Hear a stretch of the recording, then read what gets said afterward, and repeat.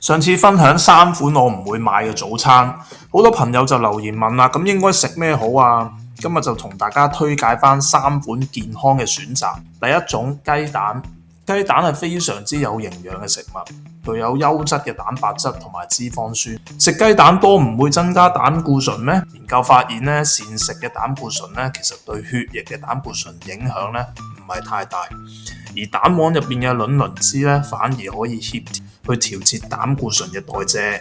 咁大家就可以放心連埋蛋黃一齊食啦。第二款豆漿，豆漿嘅原料咧大豆咧其實係屬於五穀之一，中醫認為五穀為養，可以滋養臟腑，為身體提供能量。咁朝早啱啱瞓醒嘅時候咧，個腸胃咧係未 warm up 嘅，咁熱豆漿咧就非常之適合啦。咁因為佢係流質啦，咁所以容易被消化吸收。咁其實自己做豆漿咧就唔難嘅，咁你只要有一部破壁機啦，將啲豆啊同埋水啊放入去咧，咁就 OK 啦。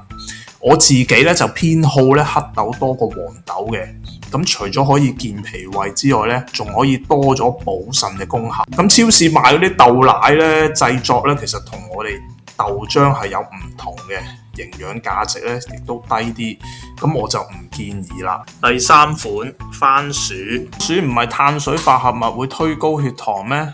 冇錯，但係番薯係原型食物，唔係好似工業加工嘅精緻澱粉咁樣會令到血糖快速上升。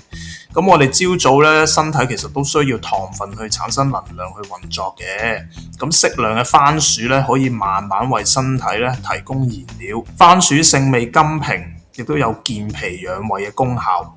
我自己咧就會選擇一啲比較細嘅包裝，每次咧1嚿仔，咁就去配合其他食物。